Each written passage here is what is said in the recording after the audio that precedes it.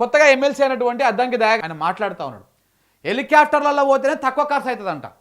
ఈ విషయం తెలియక పాపం అందరూ కార్లు వేసుకొని పోతున్నారు. కానీ హెలికాప్టర్లో పోతేనే తక్కువ ఖర్చు అవుతుంది, కార్లలో వెళ్తే ఆర్థిక భారం ఎక్కువ ఉంటుంది. మంత్రులు అందుకే గాలి మోటార్లో పోతున్నారు. ప్రధాని మోడీ ముసలాయన, బుల్డోజరు జేసీబీకి తేడా తెలియదంట. బుల్డోజర్కు జేసీబీకి తేడా తెలియని వ్యక్తి దేశానికి ప్రధాని అయ్యిండు. గాంధీ భవన్లో మీడియాతోటి దయాకర్ అన్న.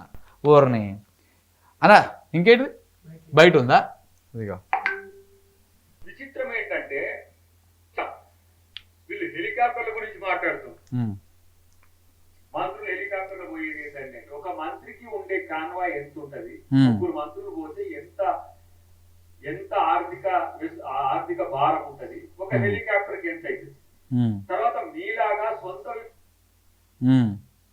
హెలికాప్టర్లో పోతేనేమో తక్కువ ఖర్చు అవుతుందంట, అట్లా పోతేనేమో ఎక్కువ అవుతుందంట. ఈ విషయం తెలియక చాలా మంది కార్లు వేసుకొని పోతురు. వీళ్ళు హెలికాప్టర్ల గురించి మాట్లాడుతూ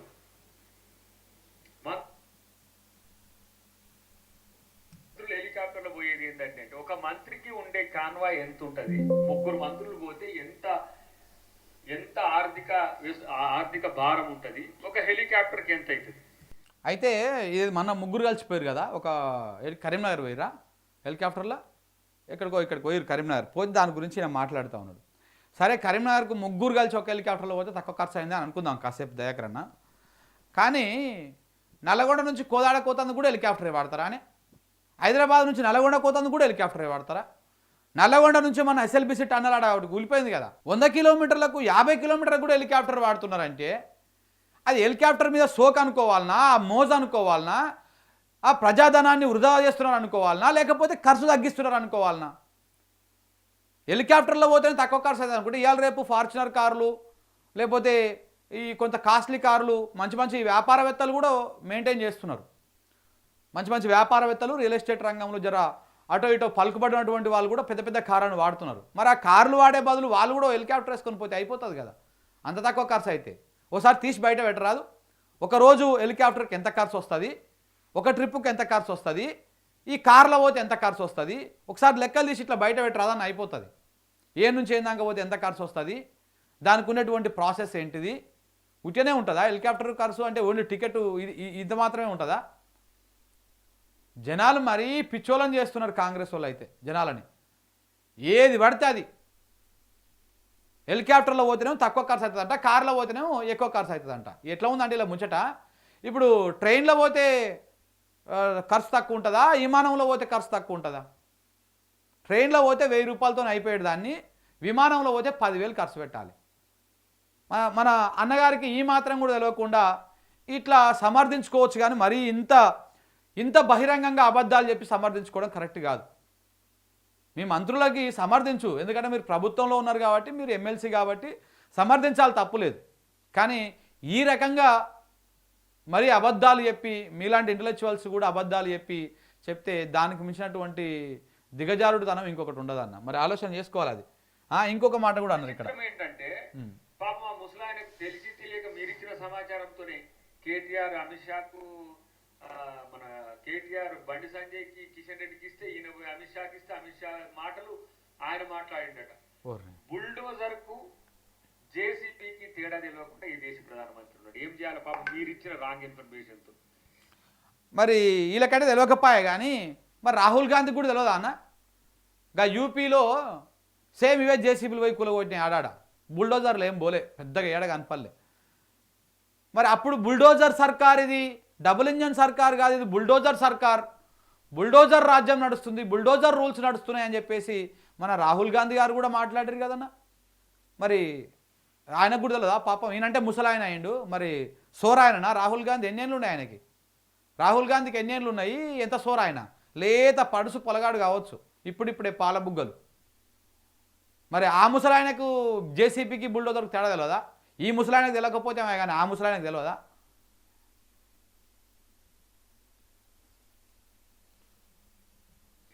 ఏతోనే తప్పులు చేస్తుండ్రు, గ్రాఫిక్సే మీరు తప్పులు చేస్తుండ్రు. అది సుప్రీంకోర్టుకు పోయి చెప్పన్న ఇట్లా, అది గ్రాఫిక్స్, ఆ నెమళ్ళు గ్రాఫిక్సే, ఆ జింకలు గ్రాఫిక్సే, అన్ని గ్రాఫిక్సే, సుప్రీంకోర్టు మీకు కళ్ళు కనపడతలేవు, జడ్జిలకు కళ్ళు కనపడతలేవు అని పోయి చెప్పండి. ఇప్పటికి శాంతికుమార్కి ఏ రకంగా వార్నింగ్ ఇచ్చిందో దేశం అంతా చూసింది, సుప్రీంకోర్టు ఎట్లా వార్నింగ్ ఇచ్చిందో. ఇక మీ దాకా వచ్చిన దాకా కూడా అట్లనే చూసుకుంటున్నారు మీరు. ఇక ఇట్లా మన దయాకర్ అన్న ఇలా మాట్లాడుతూ ఉన్నాడు, హెలికాప్టర్లో పోతే తక్కువ ఖర్చు అవుతుంది ఇది చెప్పేసి ఇట్లా మాట్లాడుతూ ఉన్నారు. సో కాబట్టి కొంత తెలుసుకొని గ్రౌండ్కి వచ్చి మాట్లాడండి. ఎందుకంటే వీళ్ళు గతంలో అధికారంలో ఉన్న వాళ్ళు కూడా గిట్లనే ఆకాశంలో నుండి మాట్లాడారు, అంత మంచిగానే ఉందని. ఇప్పుడు మీరు అట్లనే మాట్లాడుతారు, ఆకాశంలో నిలబడి మాట్లాడుతారు. మీరు నేలకు వస్తలేరు, నేలకు వస్తే ప్రజల గోసలు ఇబ్బందులు బాధలు కనపడతాయి. ఆకాశంలో ఉంటే ఏం కనపడవు, అంత అద్భుతంగా ఉంటుంది అనమాట. మీరు స్వర్గంలో విహరిస్తున్నట్టు ఉంటుంది. సో అట్లా మీరు ఇప్పుడు స్వర్గంలో విహరిస్తున్నారు. సంవత్సరంన్నరకే మీ కళ్ళు నెత్తికి కాదు ఇంకా పైకి ఎక్కినాయి, సంవత్సరంన్నరకే. ఇంకొకసారి మీకు అధికారం ఇచ్చిరంటే అయిపోయా, శాంతం అడుక్క తినడమే. కాంగ్రెస్ పార్టీకి ఇంకొకసారి తెలంగాణలో అధికారం ఇస్తే చిప్ప పట్టుకొని ప్రతిోడు అడక తినడమే. రాష్ట్రం కాదు, రాష్ట్రం ఎట్లా దివాలా తీస్తుంది. ఇప్పటికే 1,50,000 కోట్లు అప్పు చేసిర్రు. కేసీఆర్ అప్పులు చేసిపోయిందని ప్రచారం చేసుకుంటేనే వీళ్ళు 1,50,000 కోట్లు అప్పులు చేసిర్రు. వీళ్ళు దిగిపోయే నాటికి 5-6 లక్షల కోట్లు అప్పు అవుతుంది.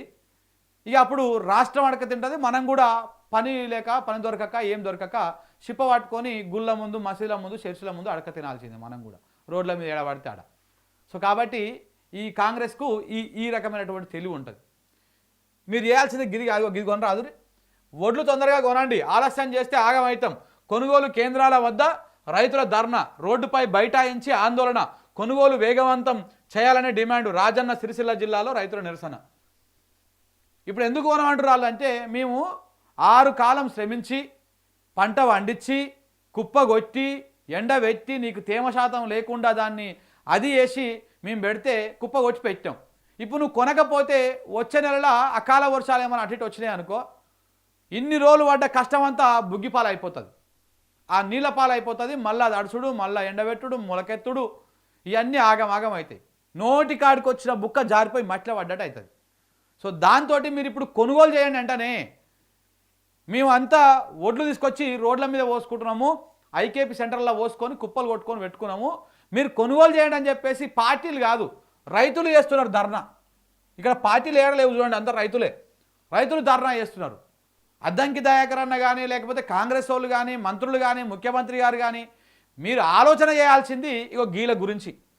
ఆయన ముసలాయన, ఆయన బీజేపీకి, ఆయన జేసీపీకి బుల్డోజర్కి తేడా తెలియదు, ఇవన్నీ పక్కన పెట్టరు, ఈ రాజకీయం అదంతా. మీరు ముందు ఫోకస్ చేయాల్సింది దీని మీద. ఈ వడ్లను మీరు కొనుగోలు చేసే కార్యక్రమాలు చేయండి.